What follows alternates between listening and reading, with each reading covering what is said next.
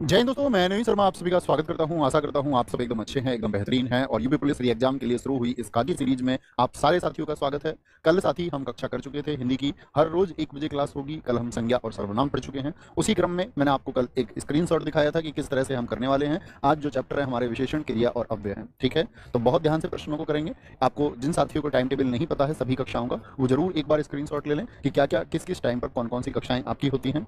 एक बार जो साथी इसके बारे में ना जानते हो कि हम कल आपका 29 जुलाई में संज्ञा और सर्वनाम को पढ़ चुके हैं। आज हम विशेषण, क्रिया और अव्यय के कौन से प्रश्न हमारे परीक्षा के लिए तैयार होने चाहिए उन पर फोकस करने वाले हैं। तो आप, मैं उम्मीद करूंगा कि बड़े ध्यान से प्रश्नों को पढ़ेंगे और बड़े अच्छे से उत्तर देंगे। बहुत ध्यान से, एक भी प्रश्न आपकी तरफ से गलत ना हो, क्योंकि बहुत कुछ आपने सीखा है। इसी एक उम्मीद के साथ में अभी इसको शुरू करते हैं और सीखते हैं। तो आज का पहला प्रश्न है साथी आप लोगों के सामने, किसी संज्ञा या सर्वनाम शब्द की विशेषता बताने वाले शब्द क्या कहलाते हैं?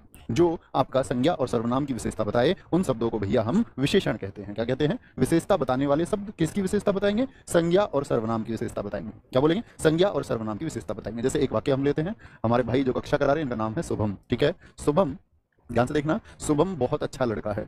यहां पर मुझे विशेषण बताएंगे आप क्या है? शुभम बहुत अच्छा लड़का है। क्या बोलेंगे? यह शुभम बहुत अच्छा लड़का है कि हम लिख ले शुभम बहुत अच्छा है, ये हमने लिख लिया, ठीक है। अब मुझे बताइए इसमें विशेषण कौन सा शब्द होगा? तो आप कहेंगे भैया इसमें जो विशेषण है वो होगा अच्छा।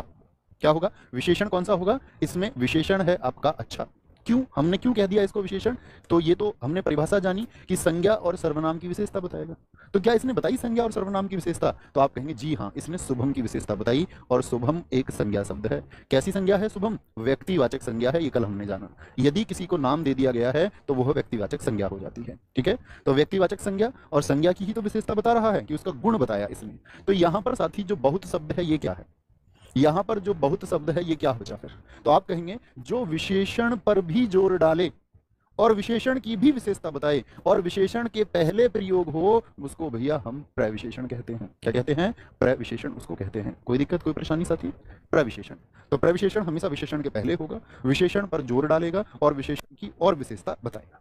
अब मेरा प्रश्न आप लोगों से ये है, मुझे बताइए ये जो वाक्य लिखा हुआ है इस वाक्य में विशेष्य क्या है फिर? क्योंकि बहुत सारे साथी तो विशेष्य और विशेषण में ही कंफ्यूज हो जाते हैं। मुझे बताइए इसमें विशेष्य क्या होगा?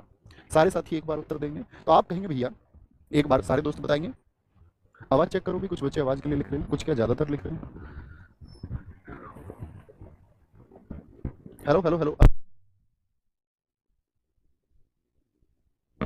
अभी एक बार चेक करेंगे कि अभी आवाज ठीक हुई है। एक बार सारे साथी थम्स अप करके बताएंगे कि मेरी आवाज अभी आप लोगों के लिए ठीक पहुंची है। क्या आप सही सुन पा रहे हैं दोस्त? अभी सारे दोस्त थम्स अप करके बताएंगे। क्लियर है जी, क्लियर है, क्लियर है, क्लियर है, क्लियर है। बहुत बढ़िया, बहुत शाबाश। तो मेरा प्रश्न आप लोगों से यह है कि शुभम बहुत अच्छा है, इसमें विशेष्य क्या होगा? तो विशेष्य होने के लिए हमेशा उसको संज्ञा या सर्वनाम होना पड़ेगा। तो विशेष्य कौन होते हैं? संज्ञा और सर्वनाम शब्दों को ही विशेष्य कहते हैं। तो संज्ञा और सर्वनाम पूरे वाक्य में क्या है? अच्छा तो विशेषण हो गया, बहुत प्रविशेषण हो गया। और शुभम क्या है? ये व्यक्तिवाचक संज्ञा है। तो विशेष्य होता है संज्ञा शब्द, अर्थात जिन साथियों ने लिखा शुभम एकदम से ठीक लिखा, ठीक है। कोई दिक्कत, कोई परेशानी इतनी बात में? तो जिसकी विशेषता बताई जाए वही विशेष्य होता है। जिसकी, क्या बोलेंगे? परिभाषा क्या बनेगी? प्रश्न पूछे एग्जाम में, जिसकी विशेषता बताई जाए, यानी जिसके बारे में बात हो। जिसकी विशेषता बताई जाए अर्थात जिसके बारे में बात हो, ठीक है। प्रश्न संख्या 2, विशेषण कितने प्रकार के होते हैं? एग्जाम में बहुत पूछा जाता है। तो विशेषण कितने प्रकार के बताएंगे? आप कहेंगे विशेषण भैया 4 प्रकार के होते हैं। कितने प्रकार के? 4 प्रकार के होते हैं। एक तो होता है आपका परिमाणवाचक विशेषण। कैसा विशेषण होता है? परिमाणवाचक। तो परिमाण में कौन कौन चीजें जाती हैं? परिमाण अर्थात क्वांटिटी, और क्वांटिटी में वह चीजें जाती हैं जो माप तोल की होती हैं, यानी जिनको मापा या तोला जा सकता है वो सभी क्या होती हैं? परिमाणवाचक। तो दोनों बात हो सकती है, माप तोल तो निश्चित भी हो सकती है और साथ ही अनिश्चित भी हो सकती है।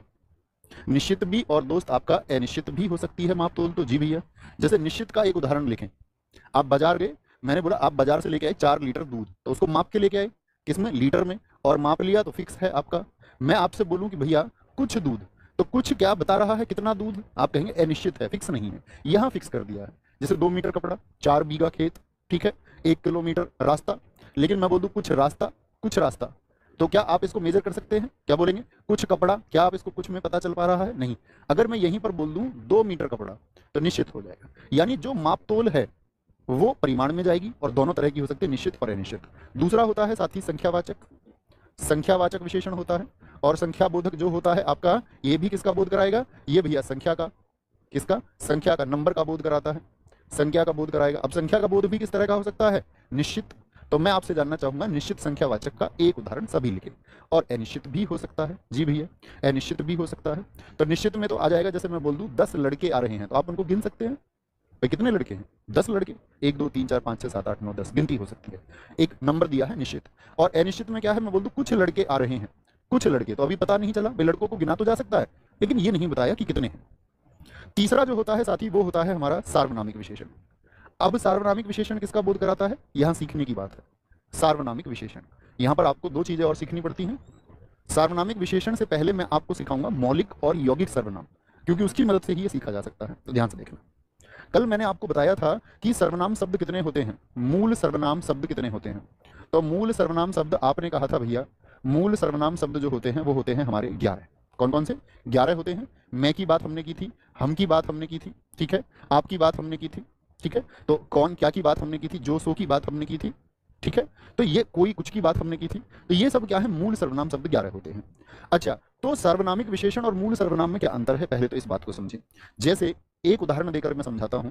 मैं कहता हूं कि यह घर मेरा है।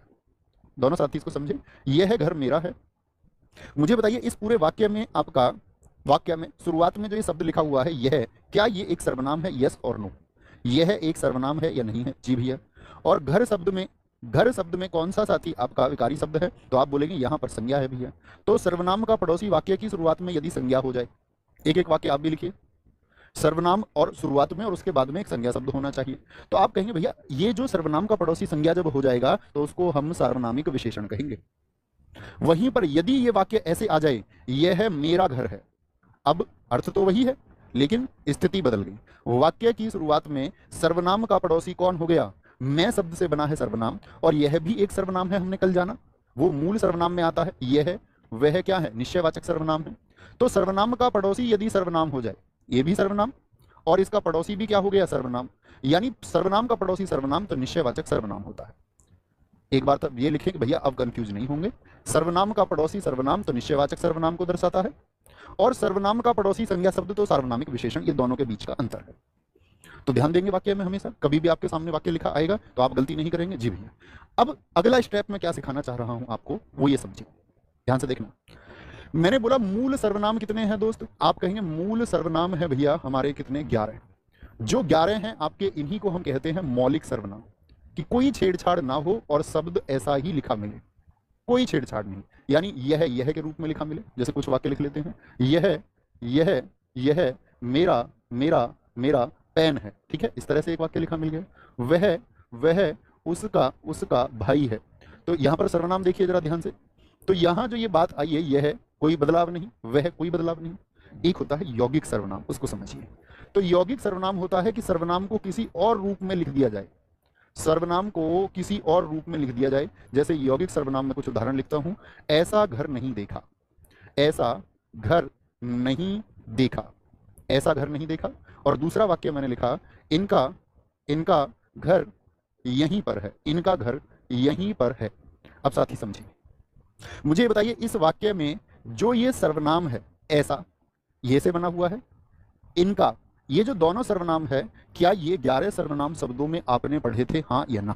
सिर्फ इतना बताइए। क्या ये 11 मूल सर्वनाम शब्दों के अंतर्गत आते हैं?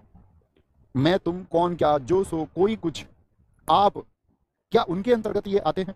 तो सबने कहा नो नो नो। यानी कि जब सर्वनाम को मूल रूप में ना लिख करके किसी और तरह से रूपांतरित करके लिखे तो वही यौगिक सर्वनाम होता है। तो बात क्लियर है, मूल सर्वनाम यानी उसी रूप में लिखा जाएगा, कोई बदलाव नहीं होगा, जो 11 शब्द हैं सर्वनाम के वही लिखे मिलेंगे, कुछ भी परिवर्तन होता है तो यौगिक हो जाएगा। अब आते हैं वापस, जो मैं आपको समझाने का प्रयास कर रहा था, तो हम किस पर पहुंच चुके थे? आपका सार्वनामिक विशेषण पर। तो सार्वनामिक विशेषण क्या होगा? ये भी दो तरह के हो जाएंगे। अब बात क्लियर रहेगी, कैसे हो जाएंगे भैया? एक मौलिक सार्वनामिक विशेषण हो जाएगा और एक यौगिक सार्वनामिक विशेषण हो जाएगा। यौगिक, तो आप क्या बात कहेंगे? अब बात समझ में आई भैया। तो मुझे बताइए, यह घर मेरा है, इसमें कौन सा सार्वनामिक विशेषण है? यह घर मेरा है, इसमें कौन सा सार्वनामिक विशेषण होगा? सारे दोस्तों से मेरा प्रश्न है कि मौलिक उत्तर लिख दूं या फिर यौगिक लिखूं? सब दोस्त बताएंगे मौलिक लिखें कि यौगिक लिखें। तो आप कहेंगे भैया इसका जो उत्तर आएगा, सर्वनाम अपने ही रूप में है तो मौलिक सर्वनाम होगा। क्या होगा? ये मौलिक सार्वनामिक विशेषण होगा। अब सर्वनाम नहीं हो सकता, क्योंकि अब विशेषण हो गया, क्योंकि सर्वनाम का पड़ोसी संज्ञा शब्द हो गया, मौलिक सार्वनामिक विशेषण हो जाएगा। बात क्लियर है? और जब ये तीनों विशेषण ना मिले तो चौथा विशेषण कौन सा होता है? चौथा प्रकार होता है जो वस्तु के गुण को बताए, उसको हम गुणवाचक विशेषण कहते हैं। कुछ भी हो, वस्तु का आकार हो सकता है चौकोर, तिकोना, गोल, ठीक है, वो गुण हो सकता है ईमानदार, बेईमान, सच्चा, कपटी, वो अवस्था हो सकती है, वो स्थान हो सकता है बनारसी, जयपुरी, वो साथ ही स्वाद हो सकता है आपका कसैला, खट्टा, मीठा, नमकीन, तीखा, वह आपका अन्य कुछ भी होगा। तो मापतोल, परिमाण, गिनती कर सके तो संख्यावाचक, सर्वनाम का पड़ोसी संज्ञा तो क्या बोलेंगे? सार्वनामिक विशेषण, और बाकी सब गुणवाचक। बाकी सब क्या होंगे? गुणवाचक होंगे। कोई दिक्कत, कोई परेशानी? कर पाएंगे? आगे आते हैं। निम्नलिखित वाक्यों में एक में विशेषण का प्रयोग नहीं हुआ है। एक वाक्य में विशेषण ही नहीं है। देखें जरा, अब विशेषण तो क्या बताता है? विशेषता बताता है हमेशा। तो हम बोले यह चांदी खोटी है, तो चांदी की विशेषता बताइए। भाई चांदी क्या हो गया? चांदी जो शब्द है, चांदी के बारे में बात चल रही है, और जिसके बारे में बात चले वो तो विशेष्य होता है, तो चांदी तो विशेष्य हो गई। और खोटी शब्द क्या बता रहा है? चांदी की विशेषता बता रहा है। तो खोटी क्या हो गया आपका? खोटी हो गया आपका विशेषण। यह है चांदी खोटी है, ठीक है। लखनऊआ चिकन, जो कपड़ा होता है, चिकनकारी कला है लखनऊ की, तो क्या बोल दिया? चिकन की विशेषता बताई, कैसे, कैसा कपड़ा है, कैसी कला है? लखनऊआ चिकन है, यहां भी बता दी विशेषता। जानवर कैसे हैं? कैसे से उत्तर मिलता है विशेषण का, कैसे या कैसी से? जानवर हैं जंगली, लेकिन विकल्प डी में भगवान अगर लिख देते अच्छे भगवान कृपा करते हैं, तो भगवान जी की विशेषता बताई है क्या कहीं पर? जी नहीं, सिर्फ विशेष्य तो है जिसके बारे में बात चल रही है। जैसे यहाँ जानवर के बारे में, यहाँ चिकन के बारे में, और यहाँ चांदी के बारे में। यहाँ भगवान विशेष्य तो है, लेकिन भगवान विशेष्य की विशेषता नहीं बताई गई है, ठीक है। निम्नलिखित वाक्यों में से एक में विशेषण का प्रयोग हुआ है, कौन सा है जिसमें विशेषण है? लड़का एक विशेष्य शब्द है, इसकी विशेषता बताई है कहीं पर भी? नहीं जी। मैंने उसको बुलाया, यहां पर कहीं पर आपका साथी विशेष्य है? हाँ, मैं है, सर्वनाम भी विशेष्य होता है, लेकिन कहीं मैं उसकी विशेषता बताई है? नहीं जी। वह सुंदर लड़का, किसके बारे में बात चल रही है? लड़का, तो जिसके बारे में बात बताई जाए वो विशेष्य, और जो विशेष्य की प्रशंसा करे, जो लड़के के बारे में बताए, वही विशेषण है, विशेषण, ठीक। निम्न में से विशेषण शब्द कौन सा है? विशेषण शब्द बताएंगे जी। तो अब आप कहेंगे भैया विशेषण की पहचान कैसे करें? तो देखो, कभी भी विशेषण की पहचान करनी है ना, उसके साथ में विशेष्य को रख देना। जैसे हम बात करें लड़कपन के साथ कोई शब्द लिख के देखिए आप, कोई भी शब्द जो आपके मस्तिष्क में आता हो। उचित के साथ आप कोई शब्द जोड़ सकते हैं क्या? सुना है कभी उचित के साथ कोई शब्द? प्रयोग करने का प्रयास करें। कठोरता, ये भाववाचक संज्ञा है। घबराहट भाववाचक संज्ञा है। कैसी संज्ञा है? भाववाचक संज्ञा है। ये भी भाववाचक संज्ञा है। लड़कपन लड़के की भाववाचक संज्ञा है। तो ये तीनों तो संज्ञाएं हैं। उचित शब्द के साथ में कुछ आपने सुना है कभी? दोस्त बताएंगे एक बार। आप कहेंगे भैया उचित तो क्या हो गया? विशेषण बताता है। बहुत बार कोई वाक्य बना के देखना हमेशा, जैसे बोले इसका उचित दाम बताओ, इसका उचित दाम बताओ। आप सिर्फ साथी किसके साथ में? विशेषण के साथ ही तो विशेषण लगा सकते हैं, बाकी किसी के साथ लगा ही नहीं सकते। मैं ये बोल दूं कठोरता व्यक्ति, मैं ये बोल दूं घबराहट व्यक्ति, नहीं। आप कहें नहीं भैया उचित दाम, उचित के साथ में एक विशेषण लग सकता है जो किसकी? दाम की क्या बताता है? विशेषता। उचित रास्ता, उचित मार्ग, ऐसे प्रयोग करें। उचित मार्ग, क्या बोल दिया मैंने? उचित मार्ग। जैसे देखना, मैं दो शब्द आपको देता हूं अभी। अच्छाई के साथ कोई शब्द प्रयोग करके दिखाइए, और अच्छा के साथ कोई शब्द प्रयोग करके दिखाइए। जो विशेषण होगा उसी के साथ शब्द प्रयोग हो सकता है। तो अच्छाई के साथ आप कितनी भी प्रयास कर लें, आप शब्द नहीं चुन पाएंगे। लेकिन यहां आप कहेंगे क्या? अच्छा मार्ग, और ना जाने क्या क्या आप चुन लेंगे। अच्छा व्यक्ति, अच्छा संसार, अच्छा दृश्य। तो आप क्या बोलेंगे? अच्छा। तो भैया हम विशेषण उसको चुनेंगे जिसके साथ में विशेष्य का प्रयोग हो सकता है। बात समझ में आई? अच्छा घर, अच्छा बच्चा, अच्छा परिवार। जैसे मैं बोलूं अच्छी शब्द भी एक विशेषण होगा। अच्छी लड़की, अच्छी बातें, तो अच्छी क्या है? बातों की विशेषता बता रहा है। लेकिन अच्छाई क्या है? ये कभी विशेषण नहीं हो सकता, क्योंकि ये तो भाववाचक संज्ञा है। क्या है ये? भाववाचक संज्ञा है। बात समझ में आई साथी? तो हमेशा शब्द का प्रयोग करेंगे, वाक्य बनाने का प्रयास करेंगे, तो विशेषण अपने आप सामने आ जाए। चाय फीकी है, इस वाक्य में फीकी किस प्रकार का विशेषण है? संख्यावाचक विशेषण है। क्या इसकी गिनती कर सकते हैं? नहीं जी। तीखा को क्या आप गिन सकते हैं? मिर्च तीखी है, क्या तीखे को आप गिन लेंगे? नहीं जी। क्या साथी यहां पर इसको माप तोल सकते हैं कितनी फीकी है? कितनी फीकी है? क्या आप माप तोल कर सकते हैं फीके की? नहीं जी। कोई ऐसा स्केल आपके पास हो जो फीके को बता दे? नहीं जी। क्या सर्वनाम का पड़ोसी संज्ञा है? तीन चीजें देखनी है, संख्या, गिनती, मापतोल, और तीसरी चीज क्या है? सर्वनाम का पड़ोसी शुरुआत में कहीं संज्ञा शब्द तो नहीं, तो बचा क्या? गुणवाचक। खट्टा, मीठा, फीका, ये सब क्या है? स्वाद है। और स्वाद किसके अंतर्गत जाते हैं? बाकी सारी चीजें मैंने बताया आपको गुणवाचक के अंतर्गत जाएंगी। कोई दिक्कत, कोई परेशानी? कोई भी दोष हो, गुण हो, रूप हो, रंग हो, आकार हो, अवस्था हो, सभी गुणवाचक का भेद होते हैं। नेक्स्ट, निम्नलिखित वाक्यों में से वह वाक्य चुनिए जिसमें गुणवाचक विशेषण का प्रयोग किया गया है। गुणवाचक विशेषण का, वह नटखट बालक संगीत नहीं सुन रहा है, वहां बहुत से पक्षी उड़ रहे हैं, मैंने 10 मन गेहूं खरीदा है, ऐसा आदमी लाखों में एक होते हैं। देखोगे जरा, ऐसे आदमी, सॉरी, मैंने 10 मन गेहूं खरीदा, एक मन में 40 किलो होते हैं, एक कुंटल में जैसे 100 किलो होते हैं। तो गेहूं यानी कि यहाँ तो मापतोल की बात आ गई, मापतोल तो परिमाण में चला जाएगा, ये तो नहीं है। बहुत से पक्षी उड़ रहे हैं, तो पक्षियों को गिना जा सकता है, जी हाँ भाई, कितने भी हों, चाहे इस वक्त कितना भी लग जाए, गिन तो जाएगा ही ना। पकड़ लो सारे पक्षियों को। संख्या वाचक, क्या बोलेंगे, संख्या वाचक होगा, लेकिन कैसा संख्या वाचक है ये नहीं बताया, कितने पक्षी, बहुत से पक्षी, तो कैसा संख्या वाचक है, अनिश्चित है जी, अनिश्चित है। परिमाणवाचक कैसा होगा जरा बताइए, निश्चित की अनिश्चित, भैया फिक्स नंबर दिया है 10, परफेक्ट नंबर 10, पूर्णांक दिया है एक, तो क्या बोलेंगे 10 आपका हो जाएगा भैया निश्चित परिमाणवाचक। ऐसे आदमी, देखो ऐसे क्या है, ये मौलिक है कि यौगिक है, मैंने आपको सिखाया। तो आप कहेंगे भैया सर्वनाम और सर्वनाम का पड़ोसी संज्ञा हो गया, ये कौन सा सर्वनाम है, यौगिक सर्वनाम। ऐसा नहीं लिखा हुआ यह आदमी लाखों में से एक है, ऐसे लिखा हुआ है, तो ये कैसा सर्वनाम है, यौगिक सार्वनामिक विशेषण है। ऐसा है, यौगिक सार्वनामिक विशेषण है। तो बचा कौन सा, बचा जो गुण दर्शाएगा, तो वह है नटखट बालक। तो बालक की विशेषता बताई गई है, बालक कैसा है, नटखट है, ये उसका गुण है, ये बालक का गुण बताया गया है। वह छात्र कक्षा में प्रथम आया है, वाक्य में जो रेखांकित शब्द है ये आपका क्या होगा, क्या गुण बता रहा है वह, क्या माप तोल सकते हैं वह को, क्या ये शुरुआत में आपका सर्वनाम शब्द है, जी भैया, और उसका पड़ोसी क्या संज्ञा है, हाँ जी, छात्र एक जातिवाचक संज्ञा है। होगी या नहीं दोस्त, जातिवाचक संज्ञा, जी भैया बिल्कुल होगी। तो सर्वनाम का पड़ोसी यदि संज्ञा शब्द हो जाए तो सार्वनामिक विशेषण हो जाएगा। गलती तो नहीं करेंगे, हम उसी क्रम से साथी प्रैक्टिस कर रहे हैं, आगे आएंगे। सभा में 50 लोग थे, वाक्य में विशेषण कौन सा भेद होगा। सभा में कितने लोग थे, 50 लोग, तो क्या मापतोल करेंगे लोगों की, नहीं भैया, सीधी सी बात है, गिनती होगी, गिनती होगी तो विशेषण का भेद पूछा है, ये नहीं पूछा है कि संख्यावाचक विशेषण का कौन सा भेद होगा। देखो बहुत सारे दोस्त इसमें समुदाय चुन देते हैं, जैसे मैं कई बच्चों के उत्तर देख पा रहा हूं, तो क्या बोलेंगे, समुदाय तब चुनते हैं जब प्रश्न पूछते संख्यावाचक विशेषण का कौन सा भेद है, तो क्या कहेंगे भैया 50 लोग हैं, अनिश्चित बात करता है। भाई अगर 50 कहता, जैसे मैं बोलूं 1000 लोग आ रहे हैं, कितने लोग आ रहे हैं, 1000 का मतलब 1000, 1000 का मतलब हमेशा क्या होता है, एक परफेक्ट नंबर है, 1000 लोग आ रहे हैं। लेकिन मैं बोल दूं हजारों व्यक्तियों ने आंदोलन कर दिया, हजारों व्यक्तियों ने, तो क्या यहां पर एक निश्चित संख्या मिल रही है, व्यक्तियों ने आंदोलन कर दिया, तो ये हजारों, लाखों, करोड़ों, ये निश्चित नहीं होते, उसमें पता नहीं कितने हजार हैं। ठीक है, तो क्या बोलेंगे आपका, ये बोलेंगे हम इसको इसको हम अनिश्चित संख्यावाचक में भैया रख देंगे, कोई दिक्कत कोई परेशानी। आ गया, शायद आज आप ज्यादा व्यस्त हैं, ज्यादा किस बार का, ज्यादा किस प्रकार का विशेषण है, बताइए क्या बोलेंगे जी, शायद आप आज ज्यादा व्यस्त हैं, परिमाणवाचक विशेषण है, क्या गुणवाचक है, क्या संख्यावाचक है, या फिर आपका सार्वनामिक विशेषण होगा। भैया किसकी बात की गई है, कम और ज्यादा की बात की गई है, कितने व्यस्त हैं, ज्यादा व्यस्त हैं। आज, एक वाक्य लिखता हूं मैं आप लोगों के लिए, मैं आज मैं तुमसे मिलने के लिए, तुमसे मिलने के लिए थोड़ी फुर्सत में आऊंगा।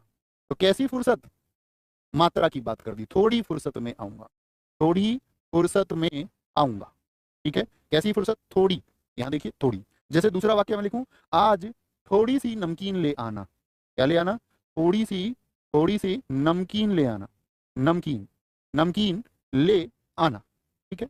जैसे एक वाक्य हम लिख सकते हैं, बहुत खाना, बहुत खाना, ढेर सारा धन, ढेर ढेर सारा धन, ढेर सारा धन, पूरा मजा, पूरा मजा। तो ये क्या है, बहुत खाना, खाना कैसा है, बहुत परिमाण को दर्शा रहा है, धन कैसा है, ढेर सारा, मजा पूरा। तो क्या आप देखा, एक मात्राएं दर्शाई गई हैं, थोड़ा है, ज्यादा है, कम है, ये सब परिमाण को दर्शाता है। ठीक है, कोई दिक्कत कोई परेशानी, बोलेंगे भी फटाफट से, आगे आते हैं। नेक्स्ट, न्यूनतम विशेषण की कौन सी अवस्था है, आपसे प्रश्न पूछा जाएगा। यूपी पुलिस साथी 2018 का एक प्रश्न आपको बताता हूं, यूपी पुलिस 2018 में पूछा गया था, अभी पहले ये समझे तब बताएंगे। तो जब आपका विशेषण की अवस्थाएं कितनी होती हैं, तो पहले तो लिखेंगे विशेषण की अवस्था होती है 3। कौन कौन सी अवस्थाएं होती हैं, एक तो होती है मूल अवस्था, एक होती है आपका उत्तर अवस्था, और एक होती है आपका उत्तम अवस्था। 3 अवस्थाएं होती हैं, ठीक है। मूल कौन सी होती है, जैसे प्रश्न पूछा उसके अनुरूप देखें, मूल जैसे कोई शब्द है न्यून, तो न्यून की उत्तर अवस्था क्या होगी? न्यूनतर होगी। और उत्तम अवस्था क्या होगी? वो न्यूनतम होगी। कोई दिक्कत, कोई परेशानी? जैसे मैं आपसे एक वाक्य लिखता हूं, निम्न का बताइए, निम्न की उत्तर अवस्था क्या होगी? उत्तम अवस्था मैं आपको बता देता हूं, निम्नतम होगी। तो निम्न की उत्तर अवस्था क्या होगी? वो निम्नतर होगी, निम्नतर। ठीक है, निम्नतर होगी। इस बात में तो कोई परेशानी नहीं, तीन अवस्थाएं होती हैं। तो न्यूनतम कौन सी होगी? तम आ रहा है तो यहां भी तम ही होगा। उत्तर अवस्था में तर होता है। तो देखो, मूल अवस्था होती है जब किसी से तुलना ना हो, और 2018 में इसी के आधार पर प्रश्न पूछा गया, जब किसी से तुलना ना हो, कोई तुलना नहीं है, तुलना ना हो, ठीक है, कोई तुलना नहीं कर रहा है।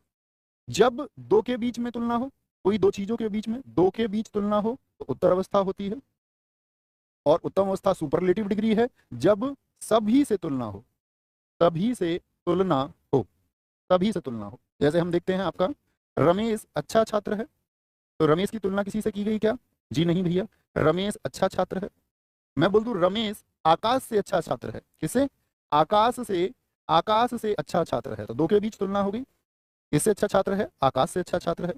मैं बोल दूं रमेश कक्षा में सबसे अच्छा छात्र है, तो सबसे तुलना हो गई, पूरी कक्षा से। कक्षा में सबसे अच्छा छात्र है, सबसे अच्छा छात्र है। तो आप क्या समझे? आप समझ गए भैया, जब किसी से तुलना ना हो तो क्या होती है? मूल अवस्था होती है। जब तुलना दो के बीच में हो तो उत्तर अवस्था होती है। और जब तुलना सभी से हो तो उत्तम अवस्था होती है। इस बात में कोई दिक्कत, कोई परेशानी नहीं जी। अब यहां पर बात आती है अब बात आती है दोस्त, यहां पर प्रश्न यूपी पुलिस 2018 में था, करेला कड़वा है, तो इसमें विशेषण की कौन सी अवस्था है, ये पूछा गया था। 49,568, जब 49,568 वैकेंसी आई थी तब करेला कड़वा है। तो जरा बताइए, तो करेला कड़वा है, क्या करेला किसी से तुलना की गई है? तो सारे दोस्तों का उत्तर आया कि मूल अवस्था होगी, मूल अवस्था होगी, मूल। ठीक है, बोलते थे करेला नीम से कड़वा है, तो दो के बीच तुलना हो जाती। और बोलते थे करेला सब से कड़वा है, तो सभी के बीच में तुलना साथी हो जाती। नेक्स्ट, सतसई शब्द में किस प्रकार के संख्या बोधक विशेषण का प्रयोग किया गया है? आवृत्ति बोधक है क्या? अब बात आएगी कि संख्या बोधक के भी भेद होते हैं। आवृत्ति बोधक कौन सा होता है?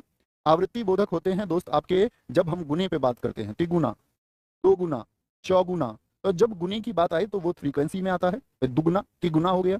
एक जैसे क्रमवाचक होता है, क्रमवाचक में क्या होता है? इसमें क्रम की बात होती है, वह दूसरे स्थान पर बैठा है, वह तीसरे स्थान पर बैठी है, तो ये क्रम ही है जी भैया। एक साथी समुदायवाचक होता है, समुदाय में ग्रुप की बात होती है। समुदायवाचक कैसे होता है? दोनों लोग आ रहे हैं, तीनों लोग बैठे हैं, दोनों, तीनों, ये क्या होते हैं? ये समुदायवाचक होते हैं। एक होते हैं गणनावाचक। कैसे? गणनावाचक, जिनमें पूरी गिनती होती है, एक, दो, तीन, और अपूर्णांक भी हो सकता है, पूर्णांक भी होता है, अपूर्णांक यानी पूरा संख्या नहीं होगा, सवा, आधा, पौन, ऐसे हो सकता है। तो ये गणना होता है। एक प्रत्येक बोधक होता है। प्रत्येक बोधक में क्या होता है आपका? वहां पर एक की बात होती है, जैसे हर एक, हर एक, प्रत्येक, इस तरह की बातें वहां पर होती हैं। ठीक है, तो सतसई जो है साथी वो किस में जाएगा? तो सतसई की अगर हम बात करेंगे आपसे कि भैया सतसई किसका प्रकार होगा, तो सतसई किसको बोलेंगे? 700 को बोलेंगे। और 700 क्या है? 700 क्या है भाई? सतसई, बिहारी सतसई, 700 दोहों वाला, तो 700, 7 और 100। तो 700 जो संख्या है, 700 जो संख्या है वो किस में चली जाएगी आपकी भैया? क्या हम उसको आवृत्ति बोधक में रखेंगे? क्या गुने की बात की गई है? क्या ये अनिश्चित है? नहीं जी। क्या ये समुच्चय है? नहीं जी, ये गणना है। क्या है साथी? ये भैया गणना है। और गणना वाचक में कौन सा? जब नंबर पूरा दिया जाए, 1 2 3 4 5 6 7 8 9 10,000 20,000 728 935 644, कोई भी संख्या पूर्ण यदि दे दी जाए तो क्या हो जाएगा आपका? गणनावाचक हो जाएगा। संख्या पूर्ण दी हुई है तो पूर्णांक बोधक हो जाएगा, और पूरी ना देता तो अपूर्णांक बोधक हो जाता। ठीक है, नेक्स्ट, ईमानदार शब्द में कौन सा विशेषण है? क्या माप तोल कर लेंगे ईमानदार की? नहीं जी। क्या सर्वनाम का पड़ोसी संज्ञा? नहीं जी। क्या गिन लोगे ईमानदार को? भैया गुण है व्यक्ति का। जैसे व्यक्ति के गुण जरूरी नहीं है, गुण और दोष दोनों ही होते हैं, दोष भी इसी में आएंगे। जैसे मैं बोल दूं वह बहुत बुरा व्यक्ति है, वह बहुत खराब व्यक्ति है, वह बहुत उदंड व्यक्ति है, और साथ में गुण भी होते हैं, गुण भी और दोष भी। गुण का मतलब क्या है? ईमानदार जैसे शब्द आ गया आपके सामने, ईमानदार शब्द आ गया, समझदार आ गया, समझदार जैसे मैं बोलूं मेरी कक्षा के सारे साथी क्या हैं? समझदार हैं। मैं बोलूं हमारे सारे छात्र क्या है? बुद्धिमान है, बुद्धिमान है। ठीक है, मैं बोलूं हमारे सारे छात्र क्या है? प्रेमी है, प्रेमी। ठीक है, तो ये क्या है? ये गुण है। तो सारे गुण हो, दोष हो, आकार हो, रंग हो, अवस्था हो, कुछ भी हो, तो वो सब किस में जाते हैं? गुण, गुणवाचक में जाते हैं। वह बिल्कुल थक गया है, वह बिल्कुल थक गया है, बोलेंगे बहुत बढ़िया। बहुत बढ़िया, पूरे देश भर के लिए खुशी की बात है। एक बार चीयर्स करेंगे कि मनु भाकर और सरबजोत सिंह जी ने 10 मीटर एयर पिस्टल जो मिक्स्ड टीम का इवेंट था उसमें साथी साउथ कोरिया टीम की जो मिक्स्ड की जोड़ी थी उसको हरा करके फिर से ब्रॉन्ज मेडल जीत लिया है और पूरे भारत को गौरवान्वित कर रही हैं मनु भाकर। उनके लिए ये दूसरा मेडल है और सरबजोत सिंह जी के साथ में उन्होंने जीता। तो एक बार तो चीयर्स करिए। पूरे इतने बड़े देश में से 140 करोड़ लोगों में से हमारी हमेशा अपेक्षाएं होती हैं कि हम ओलंपिक के मेडल में ना जाने कब शीर्ष पर जाएंगे। धीरे धीरे वो स्कोर बढ़ रहा है, लेकिन चुनिंदा साथी ही उसमें चयनित होकर के देश का नाम रोशन कर पाते हैं। ये हमारे लिए साथी गौरवमयी पल होता है और अविस्मरणीय पल भी होता है। तो इसके लिए हमेशा इसको देश से जोड़ के देखा करो और ये देखा करो कि हमारे लिए हमारा जो नेशनल फ्लैग है, जो राष्ट्र ध्वज है, वो साथी अब पेरिस में फहरा रहा है और इन्हीं की बदौलत फहरा रहा है। तो सैल्यूट करते हैं हम ऐसे अपने सारे प्लेयर्स को जो अपना दमखम दिखाते हैं। बेशक वो जीते ना जीते, लेकिन दमखम दिखाते हैं अपनी प्रोग्रेस के साथ साथ में इस देश को अंतर्राष्ट्रीय पटल पर प्रतिनिधित्व करने का। तो थैंक यू। आगे आते हैं साथी, वह बिल्कुल थक गया है। इस वाक्य में कौन सा क्रिया विशेषण है? क्या कहेंगे? कालवाचक है, स्थानवाचक है, परिमाणवाचक है या फिर रीतिवाचक है? तो क्या बोलेंगे? भैया बिल्कुल थक गया। तो थकने की बात की गई है, थोड़ा थक गया, ज्यादा थक गया। ज्यादा थक गया तो मात्रा दर्शा रहा है, ठीक है। कम थका है, मात्रा दर्शा रहा है। काल समय तो इसमें है नहीं कहीं भी, ना स्थान का बोध कराया गया इसमें, ना क्या बोलेंगे रीतिवाचक का बोध कराया गया। तो भैया क्रिया विशेषण की पहचान कैसे होगी? क्रिया विशेषण में अगर काल जो होता है ये बताता है कब को, कब। जैसे मैं बोल दूं सुनीता परसों दिल्ली जाएगी। स्थान होता है कहाँ का बोध, वह कहाँ बैठी है, वह बाहर बैठा है, बाहर बैठी है। परिमाण बोध कराता है कितने का, कितना। तो कितना थक गया, बिल्कुल थक गया। और रीतिवाचक बोध कराता है कैसे का। ये चार शब्द यदि याद रखेंगे तो कोई परेशानी कभी नहीं होगी, कभी नहीं होगी। कब, कहाँ, कितना, कैसे, ठीक है भाई। कब टाइम को, कहाँ प्लेस को, स्थान को, कितना मात्रा को, और कैसे प्रक्रिया हुई, ठीक है। निम्नलिखित शब्दों में से कौन सा शब्द है जो क्रिया विशेषण है, जो किसकी विशेषता बताएगा? क्रिया की विशेषता बताएगा, क्रिया की विशेषता। जैसे हम बात करें आपका रोहन, रोहन तेज भाग रहा है या तेज दौड़ रहा है। पहले तो साथी मुझे बताइए कि इसमें क्रिया शब्द कहां पर है? तो आप कहेंगे भैया क्रिया है दौड़ना। और क्रिया की विशेषता कौन बता रहा है? कैसे दौड़ रहा है? तो तेज दौड़ रहा है, तेज। रीतिवाचक कैसे, मैंने अभी आपको बताया कैसे से उत्तर मिलता है रीतिवाचक का। तो क्या बोलेंगे? वह धीरे धीरे। भाई नीला तो विशेषण हो गया, ठीक है, सूर्योदय से कोई मतलब नहीं, विगत से कोई मतलब नहीं। कैसे? वह धीरे धीरे चल रही है, धीरे धीरे चल रही है। तो वो क्या बता रहा है? उसके चलने की विशेषता बता रहा है, ठीक है। तो क्या बोलेंगे? जो क्रिया की विशेषता बताए वही क्रिया